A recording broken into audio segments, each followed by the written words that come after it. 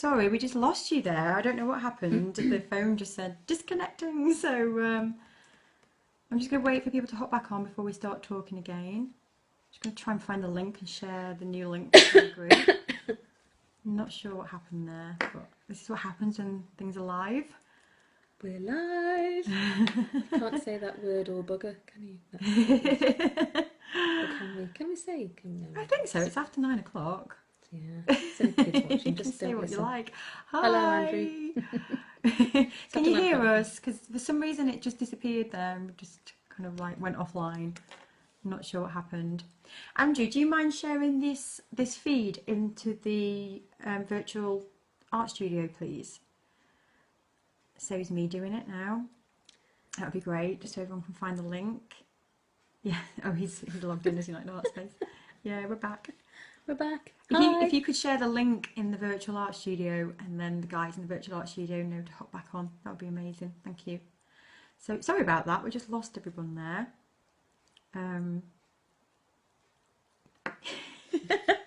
So to recap, we were just in the middle of talking to Sharon about how she actually applied. Hi Nikki. Hello. We're just in the middle of just in case there's anyone new hopping on. We're just in the middle of a live stream. We just actually was already recording and we got cut off, so we've just jumped back on to start where we left off. So basically, Sharon's just had an exhibition at Malvern and we're talking about that, and we're asking about the application process. So was there an actual physical paper application or online application? Okay, so we're talking about the application process to get into the Worcester Guild. Hello, Nikki. And the Worcester Guild are always invited to the Malvern Spring Fair, which is like really brilliant. So I'm on probation for a year now, so I'm on probation for 12 months, and what I have to do is do at least 3 shows with them, and I have to behave myself. So they take 10% of whatever you sell. What do you mean behave yourself? Yeah, I've got to just like have my stand look really nice. Oh right, okay. I can't wear bikinis. or turn up late, you know, just the usual that I usually do. Oh right, okay. Yeah. So yeah, the Worcester Guild are they're a really lovely bunch of people. In fact, I stayed over with a lovely woman who is one of the exhibitors that I've not seen before, which is not met before, and I was a bit stuck. You know, when it was really thunder and lightning in the UK. If you are in the UK, you know this because it was really scary. We were in this massive cattle shed, and it actually got lightninged on, and all the power went, and then there was floods, and it was, you know, this place was really spectacularly, you know, put out, and I was supposed to be camping the one and only night that I thought, oh yes, I think I could camp and not travel back and forwards, you know, and I could have a night off. Oh yeah, so just explain to everyone. So you're in Malvern. So I'm in Malvern. So you're in Malvern. You've gone to this stunning event, hills, and you're all camping. Oh, there's lots of people camping. There's some people live there. Some people live in Worcester, which is just up the road. I've not been to Malvern, so if you haven't been to Malvern, and if you have an opportunity to do that, you should definitely go because it's awesome. It is so awesome. I love that this is our first live stream together, and we've just had a floating heart go across the screen. I like that. Give us some hearts. I love it. So anyway, right, back to the questions. So that was the application process. Yeah, application process. It was very straightforward. You've got to behave yourself. You're on probation for a year, and you get to show at really awesome places like the Malvern Spring Fair, where it's £116. I hope that's answered your question, Louise. I guess that's just one type of application, because obviously every kind of exhibition will have different kinds. So they're all, yes, keep on, I love it. I don't know, you can't see that on the other side. It looks really good from this angle. I love it. Lots of little faces and stuff. Yeah, it is a fab place. Do you mean Malvern or do you mean this? No, they mean us. You know, you're awesome. Yeah. So are you. Another question. So when you apply to be in an exhibition, how far in advance would you have to apply? So obviously it's just taken place now. So when did you apply for this particular exhibition? How far in advance? This particular exhibition I applied when I got accepted to be on probation for the Worcester Guild. and that was sort of October time last year. So But you have to get into the guild first, you have to and get then into the guild and first. then Yeah, you have to get accepted. does that automatically get you into this exhibition that you've just been in, or do you still have No, to apply again? no, you don't have to apply, but you just have to put your name down, Right, and okay. you get as much or as little space as you want. So if you're a jewellery maker, and you only need like that much space, you know, whereas I could probably fill, you know, a whole gallery because my work's big. It's the same price for everybody, but you just get to have what you need. If that makes sense. I've forgotten what the question was. It was just how far in advance do you apply? So Usually with shows, it's a year. So if there is an exhibition on in September, so there's the New Artist Fair in September in London. That's in the Truman's Breweries Galleries in North London. You have to apply by November last year. okay, So it's so usually a about year in advance. Yeah. Yeah. And again, I guess people have different cut-offs, don't they? Yeah, yeah, they do. But generally about a year. Okay. To a year.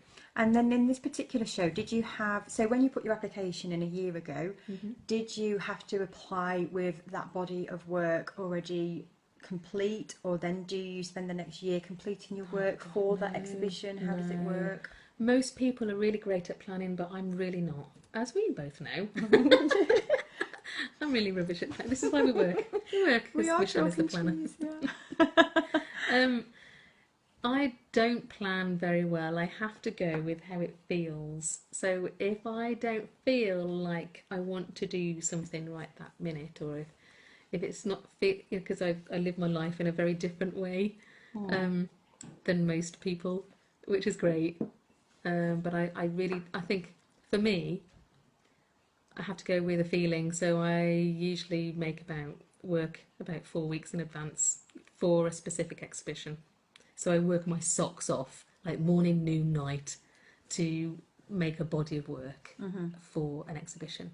I think if it's a bigger show, then I'll have it in the back of my mind what I want to do, and then I will, sort out the theme, do some research, go out and walk. I just had a show to do with about woodlands and fawns and all sorts of things. Hello, Joe. So it's usually it's the headspace that takes a long time, but I'm a very fast maker, so I can make about 12 pieces in 2 weeks. So in terms of the application process, do you need to submit like what your subject is or what your art will be, or are they this particular show, was it quite flexible that you could just turn up with anything? Yeah, you could just submit anything. You can do whatever you want. Is that because you're in the guild and you've already been checked? Yeah. Yeah, you've been audited as being fit for I've been audited. Because I guess it's a high-end show for those who've just joined. Yeah. We're just talking about a show that Sharon exhibited in last week, and I'm just asking her some questions about it. But it's a high-end show, so I'm just asking Sharon, how the application process worked and how they they know that she is fit for their clients, because they've got a high-end client base, haven't they? So they don't want to. Yeah, there's a lot of people. Let's talk about that just for a minute. It was at the Malvern Spring Fair. It's a 4-day event, so it starts. You set up on the Tuesday, Monday, Tuesday, Wednesday, and then it's open to the public from 9 till 6, which is a really long day. You have to man it yourself. And the first day, on the Thursday, it's £40 to get into the venue. So I think that's the sort of like a VIP ticket. So I think you get some prosecco or something, maybe a bit of lunch, but you also get the first dibs on what people have got on show. So the first dibs on the flowers, the first dibs on the artwork, and things like that. So yeah, I'm not sure whether it does just attract high-end buyers. And there were 85,000 visitors or over that, because they sold out of their programs. And they had celebrities there bringing people in as well, so they've got quite a lot of things to attract masses and masses of footfall, but I only maybe spoke to about 10 of them. Only 10 of them were my sort of people that liked my work. And that's the great thing, when you've got 85,000 people coming through the door, you only need to get 10 sales or Yeah. a sale. A sale. Yeah, to make it worth your while. Yeah. Yeah. For those who don't know Sharon's work, it's ceramic and painting. Yeah, I specialise in sculptural, figurative ceramics and fine art painting. We'll put some pictures actually in the group and on the Facebook page so you can actually see what she exhibited. But I'll get back to another question. So, the next question was, how long did it take you to prepare? We know that was 4 weeks. 4 weeks. No, it was longer. It was longer than that. But I've got regular shows throughout the country all the time. So once a month I go and do a show. I like to visit people. I like to go and see people. I like to talk to people. So for me, I've always got a little bit of a stock. And that's another thing about what Louise was saying, what sort of things do you have to do to prepare to get into a gallery or to do stuff. You do need, if you're a sculptor, you do need at least 20 pieces of work gallery ready or ready to exhibit. And if you're a jewellery maker, obviously you need a lot more. If you're a painter, you need 30 pieces. So I guess it wasn't just 4 weeks of making, was it? You've already got a load of work. Stock. You were probably spending those 4 weeks just renewing and doing a refresh of new stuff to put in. Tweaking. Yes. Okay. Finishing touches. Yeah. Some magic hands. Yeah. Poor wireless connection. Can you still hear us? Because I think we've got a bit of a poor connection here for some reason. Can you just let us know if you can still hear us? Because it just said we lost connection. Just give us a thumbs up. Just give us some hearts or the smiley faces if you can still hear us. Hearts are nice. We'll keep talking anyway.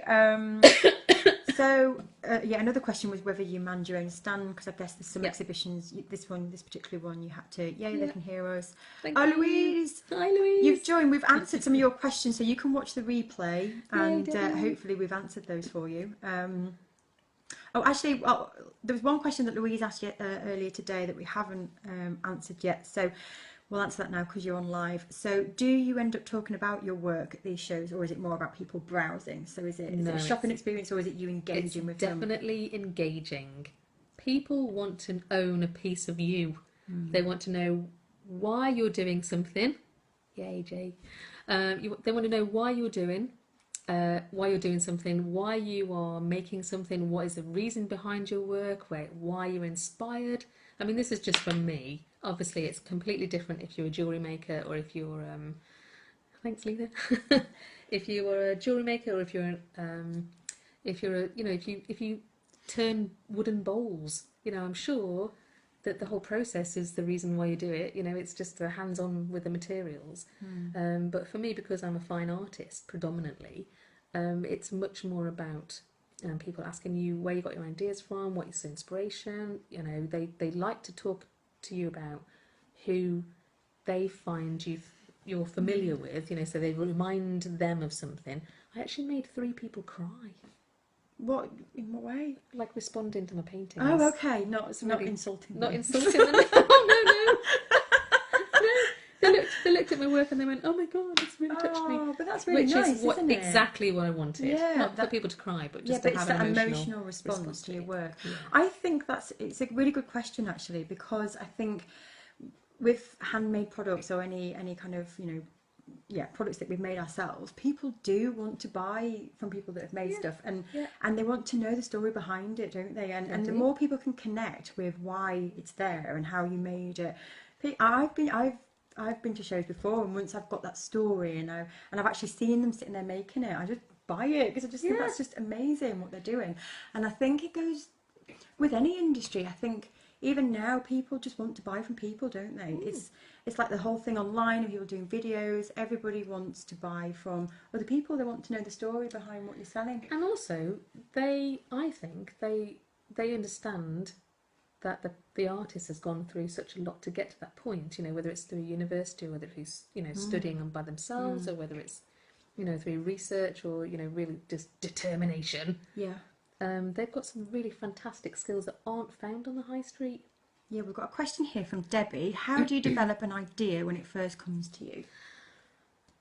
Oh my God, thanks, Debbie. Yeah. You should know this. I went to college with you. How do you develop an idea when it first comes to you? So I have a sketchbook. I'm going to show you my sketchbook. This is my sketchbook. Okay. It started about 4 years ago. and it's got lots and lots of stuff in it. So I take it every. I'm not going to show you inside of the pages. That's a different question. That's a different stream, yeah. So when I've got an idea, the first one is always the worst one. Okay, I'm going to let that sink in, Debbie.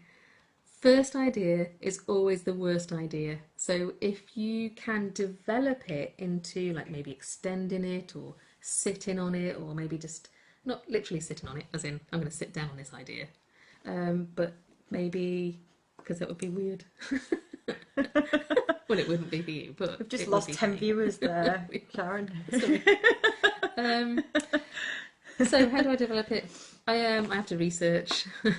So, you know, if I've got an idea to make a sculpture, for instance, to do with the woodland, it's because I love woods. I love trees.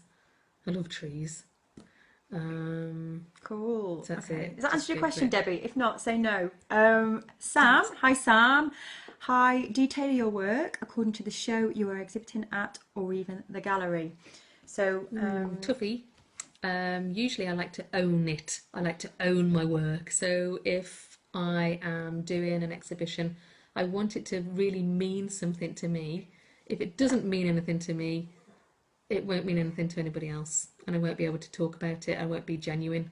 So if you've got something that you really feel strongly about, you know, whether it's political or whether it's a colour that's your favourite, then you should go with that, and then you should find somewhere that would suit your idea or your work, and not negotiate, or not be, what's the word when you're trying to fit in with something but it doesn't fit, you know, sort of trying to squeeze a round peg into a square hole or something. It's not going to work. So I don't tailor it. I just hope that the people that come past will conform. That's the Thanks, one. Louise. I don't want to conform. I want to do my own thing, and then hopefully someone will just like connect, just like everybody else does. You know, we all have a bit of a connection with various types of art, I think.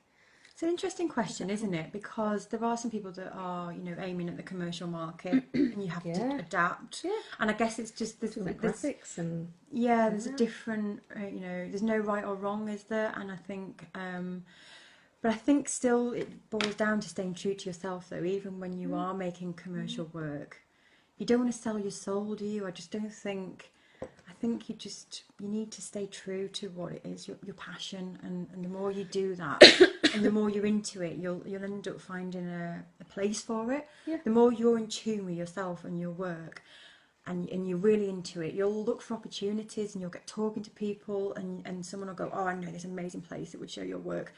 Whereas if you're going off on and trying to fit, it doesn't work as well. But that's just my opinion.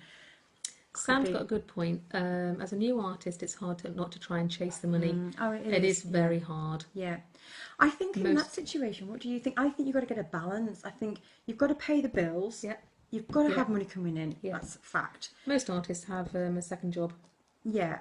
Or, you know, sometimes you've got to sell part of your soul and do some commercial stuff. Yeah. But don't lose that spirit of why you're creating, and still you need to try and get the balance scales to, you know, to tip that way up to eventually you're just doing what you want to do, and that commercial element just goes, I think. So so you've got to start off, and it is tough, isn't it, knowing where it's self-belief as well, isn't it? I mean, I was teaching in college for 16 years.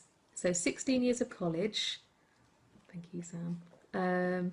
16 years of being a teacher, and I always knew that I wanted to teach, always. I love education, I just think it's brilliant, and I love people. I love watching them grow and, you know, achieve really cool things. So, my tutor at university, called Mel Brown, if you know her, she's just the most awesome ceramicist. I failed at my first and second year, and I just sort of scraped through my third year. I was very young. But what I learnt from her is that you always need to supplement something, you know. So you go with your heart, you know. You do part-time teaching and part-time artist, because one will hopefully feed the other one. So if you're a teacher and you don't know anything about the art world and you're not practicing, I know that a lot of teachers are fantastic teachers, and they are better than me. You know, I'm not comparing myself, but they really are. They're amazing. At different things, though. At different things. Planning is one of them. But see, I'm now rubbish at you're in flowing. your element now because you're a full-time artist. You don't But need now I'm to a full-time plan. artist. It's just that's the thing. But it was isn't a it? slow. You've got to like tune into what your skills are and It was not a beat yourself slow up about it. process. Yeah. Because if you're not good at that, just find a job and find your Yeah. way and Yeah, think, go. I'm not good at that. Just clean. Or, yeah. Clean some toilets. Clean some toilets so they can buy you some paint because that'll Well, make you happy. I just think, yeah, balancing it. Yeah. But just finding something that is, it's about confidence as well, isn't it? And turning your dreams into your schemes. Yeah, having a plan. So Debbie's put, that's great, thanks guys. I'm thinking of starting a project after a conversation we had. And you're a fab teacher, by the way. Yeah, I think she Thanks, is. Debbie. That's actually how we met. Tell me, we've got a heart. I love these hearts. Keep them coming. So, yeah, if you've just joined, I just want to quickly recap. We're just chatting with Sharon because she had an exhibition We've been last chatting week. for 40 minutes. I know, yeah, we are going to have to go soon. We've got a meeting soon, but we are actually going to start doing these regularly, probably weekly. So we'll let you know in future what the topics are, and you can hop on and ask us anything. If you've got any more questions, keep them coming because we're going to probably just stay on. Fantastic work, ladies. Glad I managed to catch some of this after getting in from karate. So I've just got a couple more questions. So once you are at the exhibition, what do you need? Promotional material. What is it? What do you Well, you need? need something to say who you are for a start. I'm Sharon Griffin. You need something to say, like a nice big picture. Nice.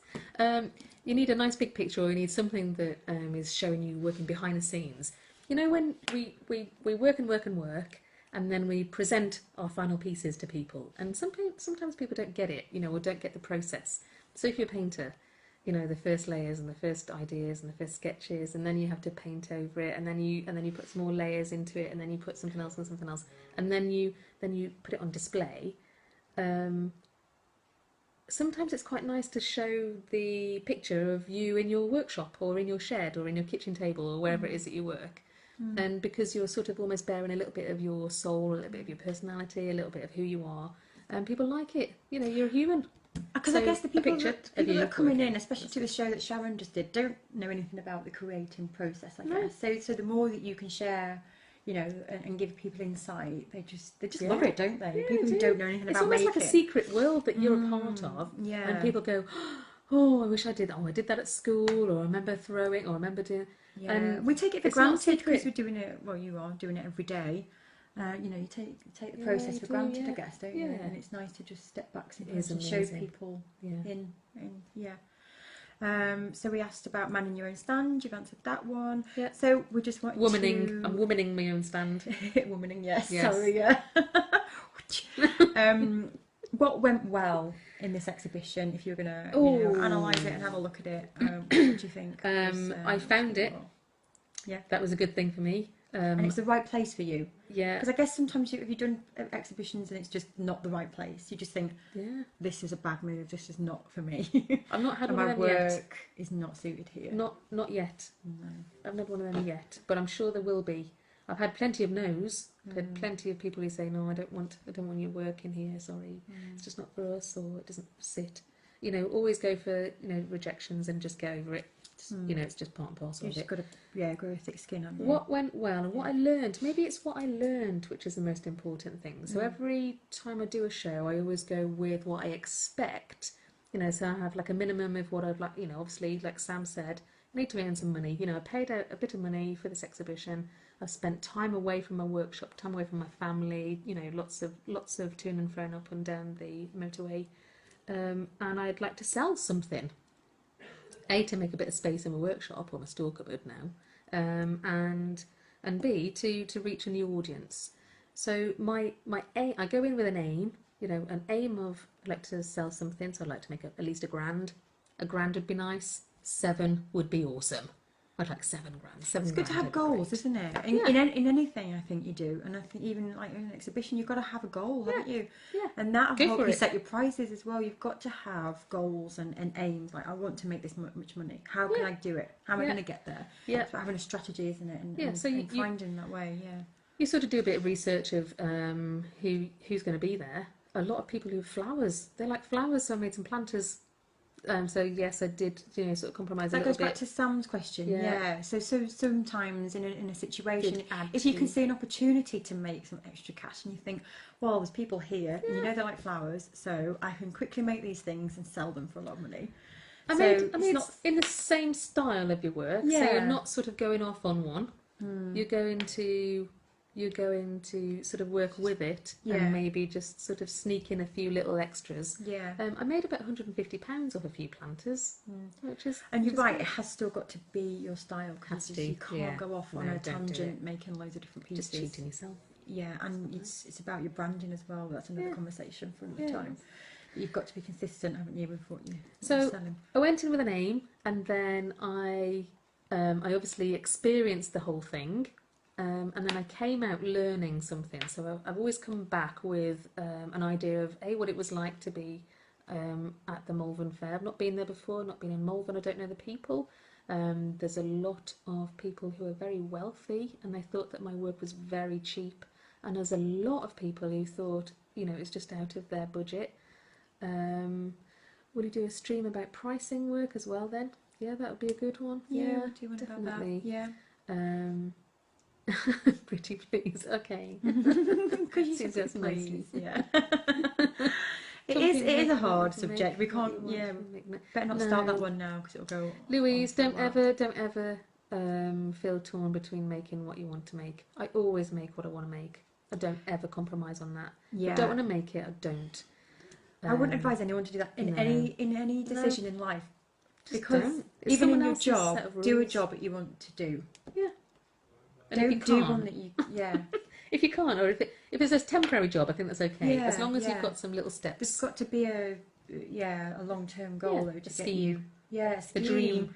We're into turning your Yeah, dreams making into business. schemes. Definitely, that's interesting. Making additions, but not compromising or devaluing your work. Yeah, that's it. You've hit the nail on the head there. It's about, so you've got your full body of work, and then if you see an opportunity to just fit some pieces in, then that would be a really clever idea. It's just a little bit that's of a good drips business. drips in the bucket, we call it. Yeah, Little drips in the bucket. yeah. So anything that you would do differently? No, That No. was a good one. I wouldn't do anything differently. Maybe I would stay over, actually. I'd stay over rather than travel up and down the motorway. And instead of going on the motorway, I'd go from Malvern to Worcester to the Bridge North Road, because it's beautiful. Oh my god, it's just beautiful. And We're I take in the my UK, camper van. if anyone's watching from abroad. So pretty. Has anybody got any more questions? We are going to start doing these more often. If you have enjoyed it, give us some thumbs up. Say yes, do it again.